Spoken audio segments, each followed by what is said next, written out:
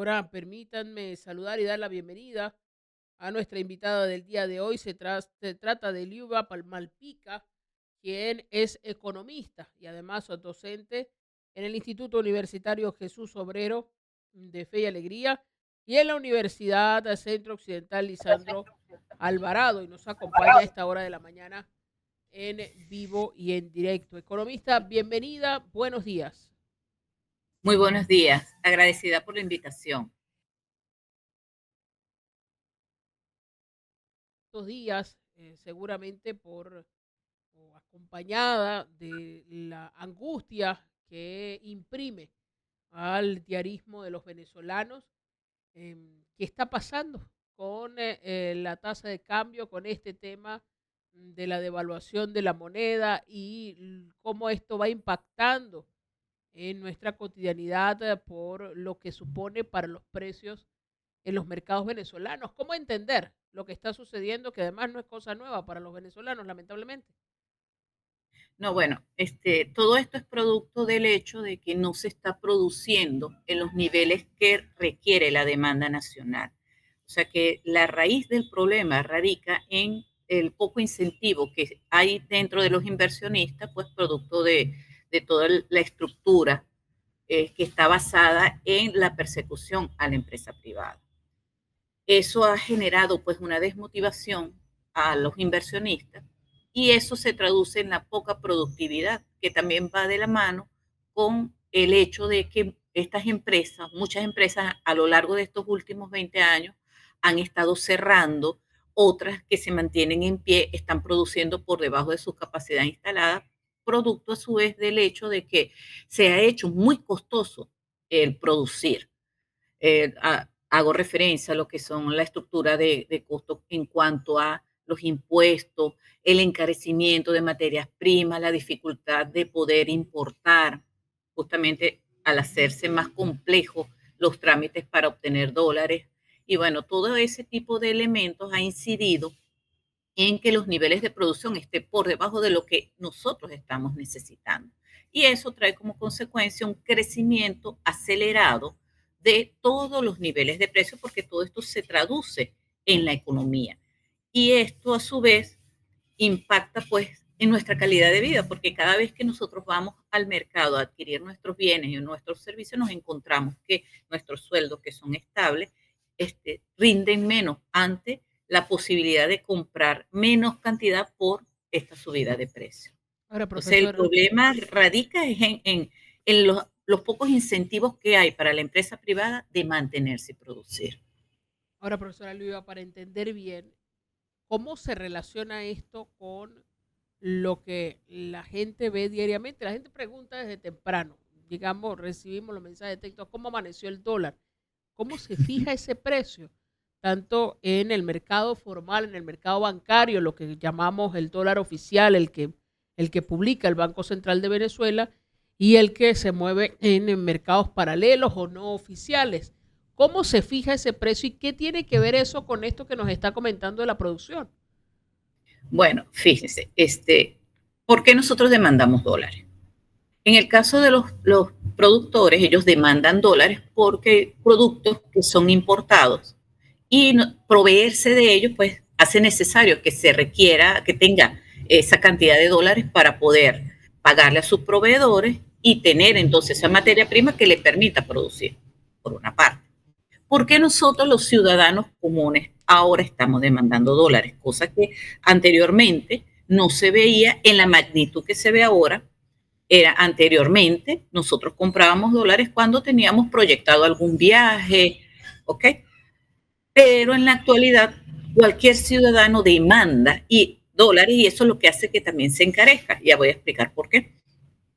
Pero ¿por qué nosotros ahora lo estamos demandando de manera cotidiana? Porque eso sirve para nosotros como un esquema de protección ante el proceso inflacionario. ¿Por qué? Porque el proceso de inflación del dólar, que ya lo hay, es menor en comparación con los bolívares. Entonces nosotros cuando vamos a ahorrar, compramos la divisa y por ejemplo, la quincena siguiente compramos más divisas y así vamos a ir progresivamente acumulando la cantidad que necesitamos para adquirir determinado bien o servicio. Eso genera un mercado. Implica entonces que cada vez que nosotros cobramos, cada vez que nosotros tenemos algún bono y no podemos en ese momento adquirir el bien o el servicio, pues vamos entonces al mercado a adquirir estos dólares para generar esa cuota de ahorro. Ya no estamos utilizando el sistema bancario, sino el sistema de ahorro en físico para poder entonces comprar esos bienes que estamos necesitando. Eso crea una demanda. ¿Quién abastece esa demanda? Ahí aparecen entonces estas dos versiones. La versión oficial, que son la cantidad de dólares que introduce el sistema bancario vía Banco Central de Venezuela. ¿Okay? Entonces el sistema bancario es quien nos facilita el intercambio entre compra y venta, es un facilitador. Y cómo el Banco Central fija la tasa de ese dólar cuando él es él quien introduce dentro del mercado, por cómo ha sido la demanda, observando en cuánto es el precio que se vende en cada banco.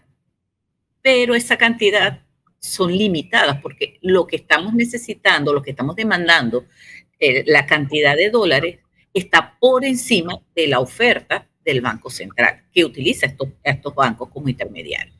¿Cuántas personas logran comprar los dólares que necesitan? ¿Cuántos empresarios logran comprar la cantidad de dólares que necesitan para sus actividades comerciales? Entonces, la oferta es insuficiente.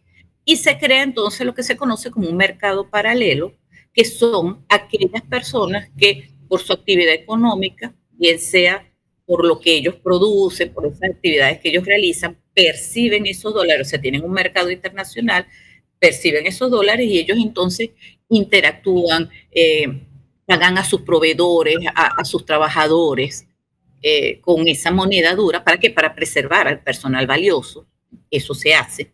Para tener mejores relaciones con los proveedores, eso también se hace. Entonces es un sistema también de protegerse y garantizarse la productividad. Esas empresas, sobre todo si tienen ese mercado internacional, que es muy costoso abrirlo y hay que mantenerlo. Entonces ellos pagan esos compromisos, tanto de sus costos operativos como los laborales, en esa moneda.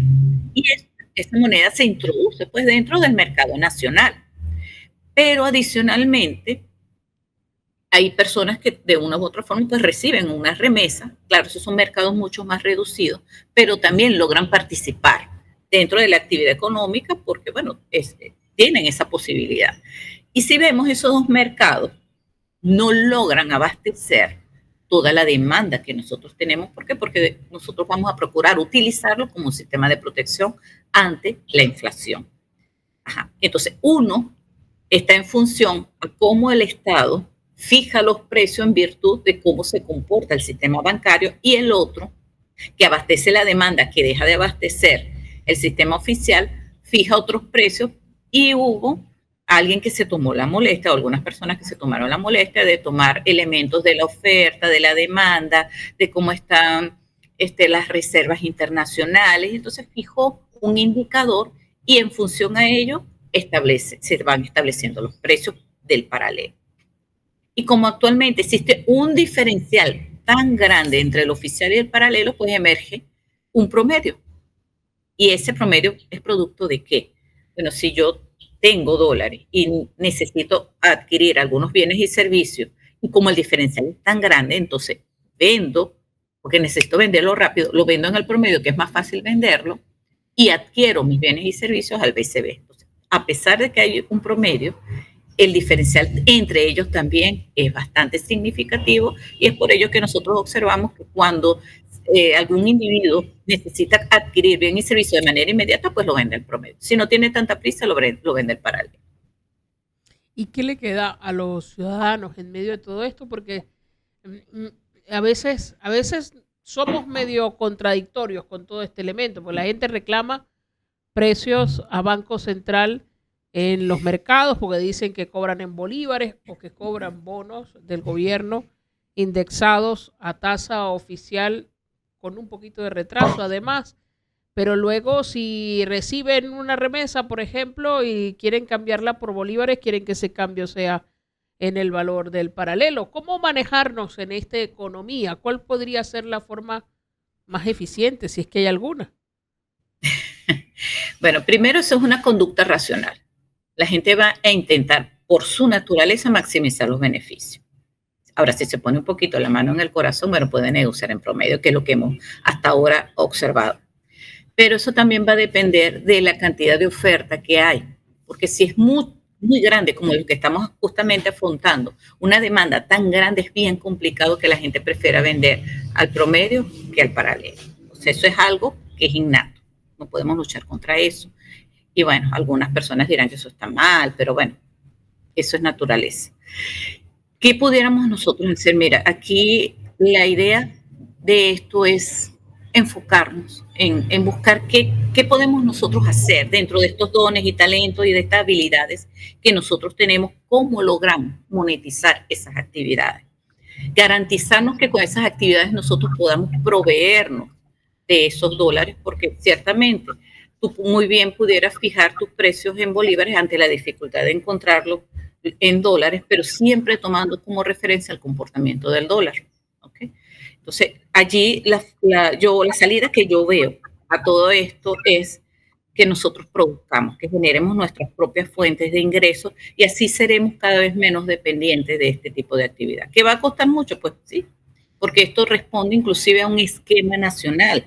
Como ya les dije, el haber perseguido tanto a la empresa privada, en hacerle tan costosa a la empresa privada producir, de una u otra manera eso repercute en nuestra calidad de vida. Entonces, esta acción que pudiéramos nosotros como individuos de proveer, de buscar generar fuentes de ingreso, debería ir de la mano con un proyecto económico nacional que incentive la producción, que esas pequeñas ideas de negocios que todos y cada uno tenemos en función a esas habilidades y talentos que tenemos, sea fácil hacer esos trámites para yo legalizar.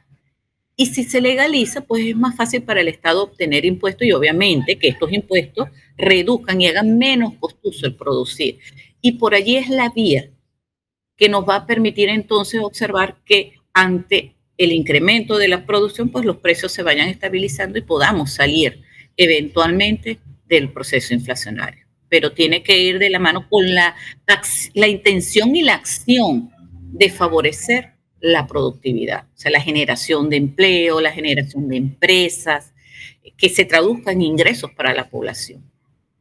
Ahora, profesora, uno de los elementos que ha sido mencionado con frecuencia, reiteradamente por empresarios, por comerciantes, por industriales en el país, tiene que ver precisamente con este elemento de los impuestos. Acabamos de cruzar al mes de abril, marzo siempre mes de poner en orden un poco las contabilidades, declarar impuestos sobre la renta, pagar. Y ahora el gobierno nacional anuncia la suspensión de impuestos municipales con el argumento precisamente de aliviar las cargas de impuestos a algunos sectores en el país. Pero por otro lado, ayer emitía un comunicado en el caso del Estado Zulia de la Cámara de Comercio de Maracaibo pidiendo que se considere la eliminación del impuesto a grandes transacciones financieras, que es el impuesto por las transacciones que se hacen en dólares. ¿Cómo este movimiento, solicitud de empresarios, pero luego lo que concede el Ejecutivo Nacional y el mes en el que estamos, la temporada en la que estamos, se cruza con todo lo que está sucediendo en el mercado cambiario? Ok, bueno, ¿por qué es importante esta solicitud de los empresarios en cuanto al impuesto a las grandes transacciones? Porque ciertamente, como nosotros ahorramos en dólares para adquirir esos bienes, es lo que a ellos le permiten proveerse de esos dólares. ¿Por qué? Porque, bueno, para nadie es un secreto que es una estrategia que se puede generar, que se ha generado. Si usted me paga en divisa, en físico, pues se les ofrece un descuento, se lleva esto adicional. O sea, incentivar a que las personas paguen en esa moneda porque eso les garantiza a ellos tenerla para hacerle frente a sus compromisos con sus proveedores y a su vez obtener con sus proveedores facilidades en cuanto a los pagos. Y eso es una conducta económica racional. Buscar siempre pagarlo menos en cuanto a descuento, a los descuentos que pudiera obtenerse producto de pagar en efectivo. Esa moneda que es tan difícil de encontrar y que es lo que dinamiza nuestra economía. Entonces, el eliminar ese impuesto le generaría, pues, entonces, tanto al productor como al proveedor, es obtener un nivel de ganancia que pudiera entonces representarse, que eso habría que hacer ese seguimiento, que se traduzca en menores precios para el consumidor. Entonces, al haber menos precios al consumidor, pues entonces nosotros pudiéramos consumir más y entonces se favorece la dinámica económica, porque ellos ciertamente pagan menos impuestos, pueden ofrecer precios más bajos y pueden vender más. O sea, se traduce en beneficios para el productor. ¿Cómo se traduce el beneficio para nosotros, el consumidor? Pues es un impuesto que, si nosotros observamos qué representa un impuesto para una empresa, es parte de su estructura de costos. O sea que al final el impuesto lo pagamos nosotros, ¿sí? Pagamos tanto el impuesto como el del IVA, como el impuesto a las grandes transacciones, porque todo eso está impactado en la estructura de costo y por consiguiente somos nosotros quienes pagamos, porque eso está en el precio.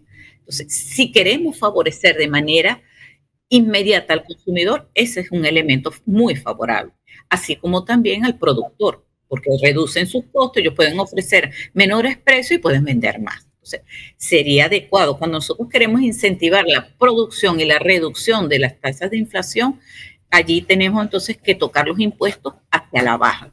Entonces, esos impuestos, tanto este impuesto a las grandes transacciones como los impuestos normales, del impuesto sobre las rentas municipales, etcétera, todo ellos representan parte de esa estructura que va a los precios y nos impactan a nosotros en la calidad de vida. Nosotros consumimos menos y entonces las empresas pagan más impuestos y a su vez venden menos, porque tienen que traducirlos en los precios y nosotros los consumidores no tenemos la capacidad para adquirir la cantidad de bienes que necesitamos, por consiguiente se reducen nuestros niveles de compras y el empresario no logra vender suficiente.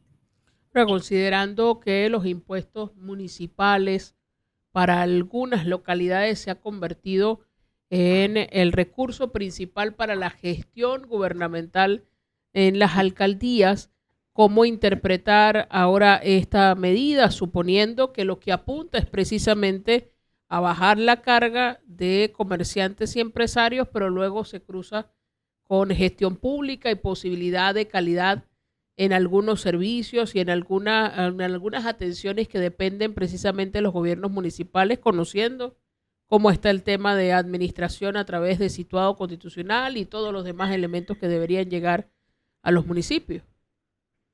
Bueno, mira, allí hay un tema de corrupción que ellos van a tener que sacar muy bien sus cuentas para expresarle y hacerle sentir a los ciudadanos que eso en realidad se está haciendo. Entonces, como existe ese tema allí un poco oscuro, el ciudadano común no se ve atendido a veces por la municipalidad. Y entonces allí eso es un tema un poco complejo, ¿no? Porque nosotros los ciudadanos no pagamos con gusto los impuestos, porque no vemos la representatividad de esos impuestos en nosotros, en nuestra calidad de vida. Ciertamente eso va a implicar que ellos entonces tengan que evaluar qué actividades van a poder asumir y qué no, en función a esa reducción de sus niveles de ingresos, porque ciertamente se supone que el Estado percibe ingresos vía impuestos, pero ellos son un elemento o un ente que traduce estos ingresos en calidad de vida hacia nosotros.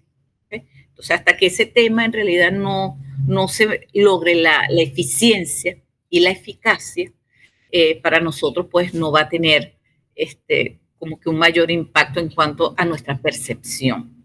Ahora, lo que sí demanda es que ciertamente con esa reducción de los ingresos sepan que deben atender, ser más eficientes y más eficaz para poder entonces nosotros vernos motivados a expresar de mejor manera los impuestos que vamos a pagar. O sea, no atrasarnos tanto con el pago de los impuestos municipales, que eso también tiene un impacto en cuanto a los ingresos de la municipalidad, pero tiene que haber como un espacio donde nosotros podamos sentirnos que somos atendidos, y eso generaría la confianza suficiente para motivar a que nosotros los ciudadanos comunes paguemos ese tipo de impuestos. ¿Okay? Finalmente, profesora Liva, viendo las decisiones que se van tomando desde el Ejecutivo Nacional, por ejemplo, de la reducción de los impuestos municipales a quienes hagan actividad productiva en el país, y bueno, lo demás hasta ahora son anuncios más discursivos que medidas en concreto, pero se vuelve a hablar del dólar de guerra, se vuelve a pedir a la SUN de que inspeccione comercios para obligar a utilizar como referencia la tasa del Banco Central, viendo lo que va haciendo el Ejecutivo Nacional, lo que va anunciando. ¿Cómo podríamos prever va a seguir desarrollándose este contexto económico en los próximos días? Bueno, nosotros como ciudadanos tenemos percepciones, y a veces la confianza que no le tenemos a estas medidas, pues nos hacen ser bastante reservados. Y la tendencia es ver cómo se va a ir desenvolviendo la dinámica para nosotros ir tomando decisiones de cómo vamos a ir actuando. Hemos observado ciertamente que ante la dificultad de adquirir dólares, pues se ha desarrollado como una gama de estrategias para incentivar a que el consumidor pague en dólares, pero ciertamente respetando la figura del Banco Central, porque eso es algo que está establecido en la ley. Y eso, pues, el no cumplimiento acarrea determinadas sanciones que encarecen aún más la dinámica económica. Entonces, aquí nosotros lo que vamos es viendo, observando cómo va siendo este comportamiento, cómo se va a ir operacionalizando ese tipo de medidas para ver cómo eso nos va a ir impactando, y nosotros en consecuencia vamos a ir desarrollando esas estrategias para podernos adecuarnos a la realidad. Todo la actividad económica pasa por la confianza, por la credibilidad. Y en la medida que nosotros veamos cómo esto se va a ir desenvolviendo, cómo se va a ir aplicando, nosotros vamos a ir desarrollando estrategias. ¿Okay? Por los momentos la estrategia es de reserva, de cautela, ver progresivamente cómo nos vamos a ir adaptando a esta nueva realidad para ir entonces desarrollando nuestras actividades con este nuevo contexto. Que ciertamente lo que nosotros percibimos, por lo menos desde lo que yo percibo y en conversaciones con personas cercanas, es que este impacto de reducir la capacidad y las licencias que se han generado con estas empresas a nivel de la producción petrolera, pues se va a impactar los ingresos de la nación, y eso nosotros observamos que va a tener algún tipo de repercusión, ¿okay? Tomando en cuenta que justamente esta reducción por parte del Estado, pues en algunos se va a traducir en algún impacto hacia nosotros. Pero es que no es solamente eso, sino que adicionalmente eso genera una reserva por parte de los inversionistas, porque es un contexto que es de incertidumbre, y entonces las personas van a procurar, por naturaleza, resguardarse. O sea, hay unas expectativas no muy positivas allí que van a tener una trascendencia a nivel de producción. Bueno, profesora Liva Malpica, de verdad muchísimas gracias, muy amable por acompañarnos y atender los micrófonos y cámaras de Radio Fe y Alegría a esta hora de la mañana. Agradecida por la invitación, y bueno, a producir, a buscar qué elementos nosotros podemos desarrollar para ser menos dependientes de este.